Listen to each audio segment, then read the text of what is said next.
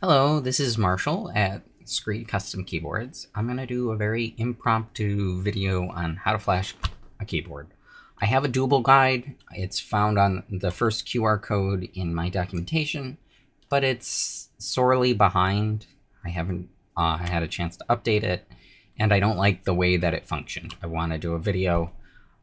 This is going to serve for the meantime until I get a very nice polished one and figure out how to edit it so that I can pop up the web URLs easy to read in that. Either way, this should help you. The only important things that you need is one, you got to have the keyboards. You got to have a USB-C cable with data because you're going to be flashing these, and the way you flash them is over USB. And then you need a web browser and a GitHub account, I guess, too. We're going to start this. I'm already logged in. I'm not going to show you how to make a GitHub account. That's really quite easy. So in your documentation, there will be 2 instances of red text. What that is that's your branch name, or another way of putting it, the firmware name for your keyboard. ZMK is designed specifically for a whole variety of these. Instead of having them all rolled into main branch and you needing to select them as shields, which makes it very difficult with the GUI web editor, the way I've done it is I've set them up as branches. So the first thing you're going to have to do is you're going to have to fork the firmware. If you want to find your firmware exactly, on the back there's a QR code that will take you straight to the GitHub repository along with the branch that is associated with your keyboard. The first thing we do now is, once you've gone to the repo, is you're going to create a fork. So over in the right side, towards the top, there's the fork button. I just click the little arrow to pull up the dropdown, and I click create a fork.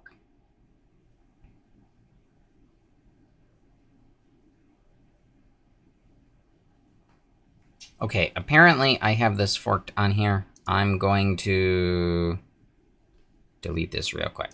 I'm sorry. Apparently I have this forked on this GitHub account and didn't realize it. So we're going to delete, understand. Ignore all of this. This is not important. If I knew how to video edit, this wouldn't be here. Sorry about that. Okay, so that pulls us back here. We're going to refresh this. So whenever you fork a repository, this is the window that pops up. And the act of forking a repository is basically copying everything in that GitHub repository to your own GitHub account. This is really useful because any changes and edits you make are then stored locally to that account instead of pushed back to mine. I do it this way so that if there are 2 keyboards in the world that use the same firmware, person A's changes doesn't affect person B's changes. This way, all your changes are localized and can be set up privately. So the only real important thing that everyone has to make sure they do is to uncheck this option. The reason being is all of the customized firmwares are secondary branches. They're not main branch. And what this would do is create a copy with only main branch, which would defeat the purpose of all of this. You can change your repository name too. It can be whatever you'd like it. So we're going to click create. GitHub's going to do its thing and it'll create a repository. And then we go to the actions tab.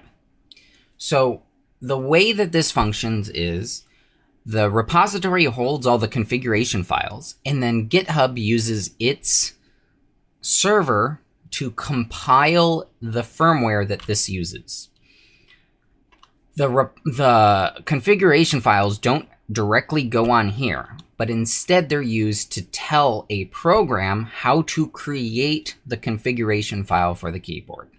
So that uses GitHub's servers, and GitHub wants to make sure you understand how workflows work. You can read this. Basically, anytime you commit or create a workflow, it uses a bit of their server and causes a configuration to be generated. All you really need to worry about is to press the green button. You understand? So that's going to turn on actions. When you go to your actions tab, you'll see a bunch of workflows if you've made a bunch of firmwares in the past. Now we can go back here. And then that's it.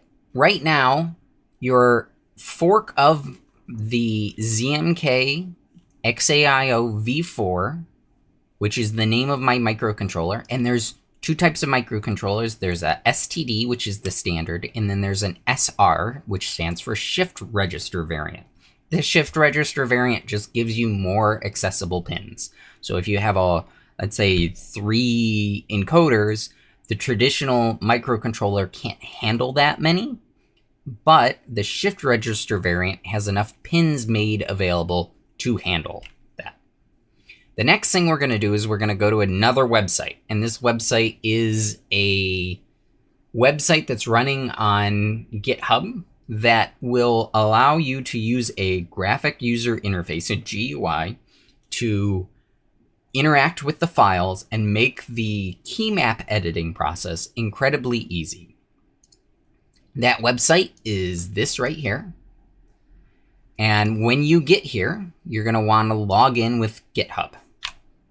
Now, mine's already going to be logged in, but it will often take you to a login window where you need to type in your username and password.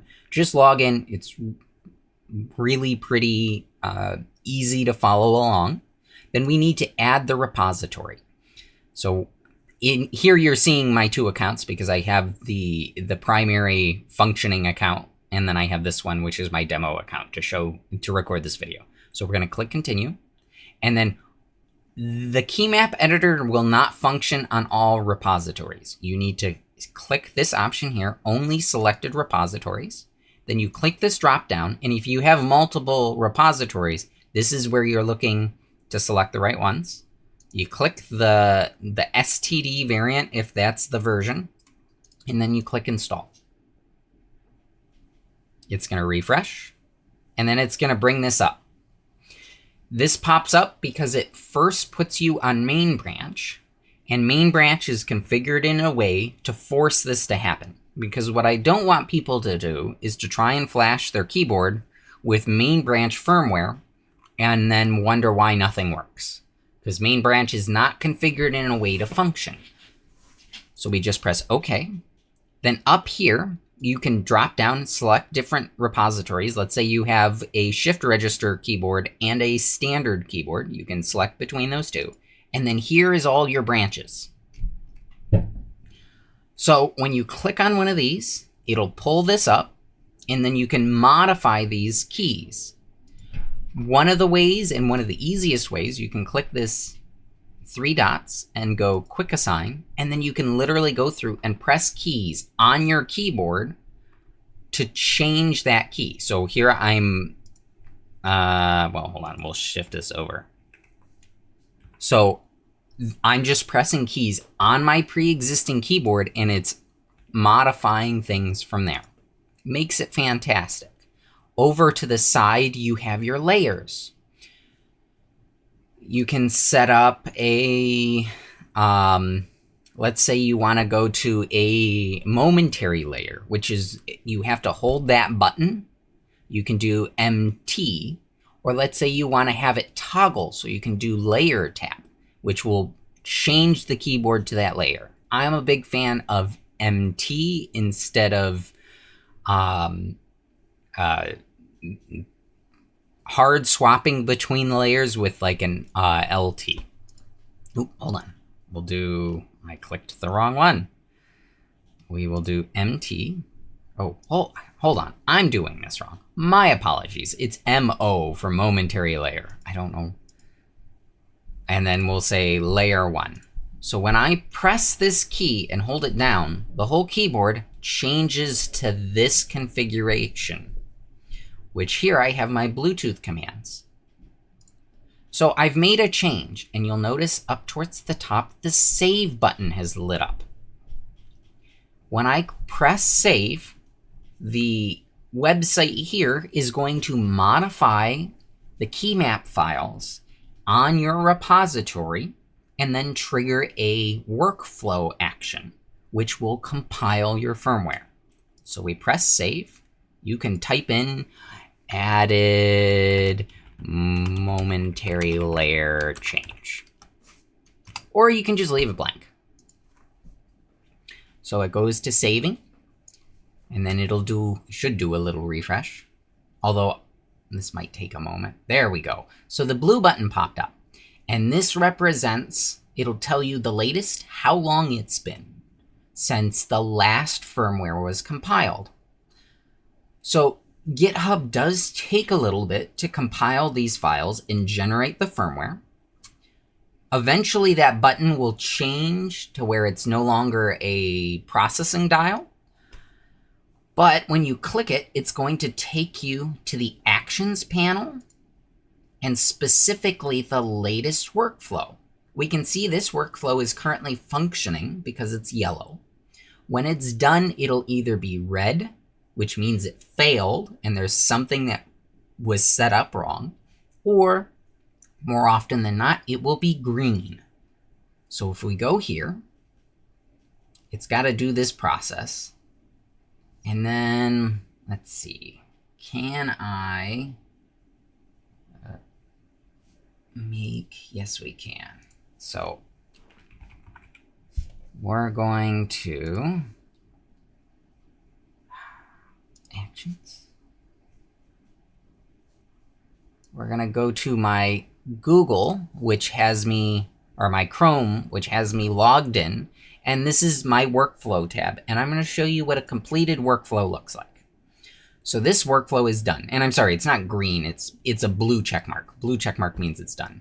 Oh, shoot. These are expired. Hold on. Actions. And the last firmware I made. So this was the last firmware I compiled. So when it's done, you'll have your blue check mark. And down here, you'll have the Artifacts tab. That Artifacts tab is important because that's where you can source your firmware. You just simply click this button or the text, and it will download a zip file of your firmware. So when I click this, I have it open up this. Inside the zip are the two firmwares you need for your keyboard. Some configurations will include a third, which will be a settings reset. That's used for more specialized troubleshooting. It's rarely needed, so sometimes I have it on and most of the time I have it off. If you need a settings reset firmware, just toss me a message and I'll show you how to do that. So this keyboard, when you're viewing it like this, hold on, we will make this bigger. There. This keyboard is a left half. And then this keyboard is a right half. And that's important to know because when we look at our configuration or our zip file, we have Scree Custom left, Scree Custom right. These need to go to the correct halves. So what do we do from here? Well, the first thing we do is we make sure the keyboards are off. On the back, on yours, you'll have a little push toggle button that just pushes in and out. The firmware documentation has a nice little image that shows how it functions and everything else. On this older version, I just have a slide switch. And then we have a USB-C and we have a reset button. And that reset button is how we put this into bootloader mode, which lets you copy the stuff over. So I make sure both keyboards are off. I know both of these keyboards are off. And then I take my USB and I plug it in. And then on this one, my RGB will light up. But that's not important. What's important is it's plugged in. And then I will take, I don't have, included in your, there we go. Aha, I do have one. Included in your kit is going to be an Allen key. That's used to take the bolts off the bottom. But you can also use it to press this. So I want to press that reset button twice quickly. What that will do is put the keyboard into bootloader mode. So if I double tap like that, it takes a moment, but my computer sees it as a thumb drive. Now, my Windows is set up so that it opens as a folder automatically. Your computer may not be set up that way. But the important thing is, this pops up as a thumb drive. Now, I can go to like my computer and find it, or I can just have it pop up. However your operating system handles thumb drives, all you're going to really need to do is to copy. So if we go copy, or we just click and drag and drop. So when we do this, it's going to copy over. And then there's two options. It can either error or it can just copy over. If it errors, don't worry about it. That just happens. What's going on is, and mine didn't air out, but sometimes it does. So Windows or Mac will always hash check a file when it copies it. If the microcontroller processes that file faster than your computer can run the hash check, then your computer is going to say there was an error. There really wasn't. The microcontroller will process that and it'll function fine. So this side is now flashed. Now I unplug it and I keep it off, and then I literally just do the same process. I plug in, double tap with the key, and then copy over the right half to the microcontroller. Once both of them are done, you can switch the power switches on, and then the two keyboards will cross pair. So they cross link. The way the left and right talk is over a wireless Bluetooth or 2.4 gigahertz bridge. That connection happens when they're first powered on and they detect each other. Once that bridge is formed, it can't lose that unless it's gone through a firmware reset. From there, you can just connect onto your computer and find the device available in wirelessly, or you can just plug in the keyboard with USB and then start typing. That's literally the whole process for flashing a keyboard. Sometimes there are a couple funny things that can happen. You might lose the Bluetooth connection. So what I always recommend is, if you're flashing these, the first thing you should do also is, if you've already paired to them with Bluetooth, is just go into your Bluetooth settings and then delete the saved connection to your keyboard. And then on your key map, we'll go back over here. For like this firmware, I would use the BT CT or CLR key code. So like on this one, it would now be that, I believe. And then that will reset whatever selected profile it is. You can also swap different Bluetooth profiles by using those assigned key codes. So let's say you have multiple computers. BT SEL0 could be your main desktop. SCL1 might be your phone, and SCL2 might be your office computer. The keyboard has some complicated security features that allow it to, or prevent nefarious connections to the keyboard to try and steal your key codes in it. So SCL2 will only work on that computer. It will not work on the first computer, which is bonded to SCL0. You can swap between devices using the key code. So when you're on SCL0, the keyboard is looking to only connect to the computer that it knows that is under that profile. So always take that into consideration.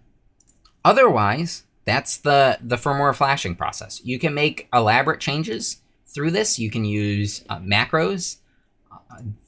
This website is fantastic for setting up firmware. If you need to make something more elaborate, you're always welcome to go into your branch and modify the files. These are literally every file, and you can go on to the ZMK documentation to know how to modify these files. But if you needed to change something in here, you absolutely can. Just know that when you make changes in here, you can also completely break the firmware compilation process. But the nice thing about GitHub is it has a version history. You can always roll back to an older version that was working. And then you can also, it's got a nice debug menu. You can look through the logs to figure out what's broken. That is my sort of impromptu coverage on how to flash a keyboard. Hopefully this makes any sense. If you're running into any kind of trouble, feel free to toss me a message. I'm on Discord. I'm easy to reach via email, and sometimes you can even reach me on Reddit. My website is www.scree.us, and my email is provided through the contact window there too. I hope this helps. I hope you have a wonderful day. Good luck on learning to type, and hopefully this helps solve whatever typing issues you have. Have a wonderful day. Bye-bye.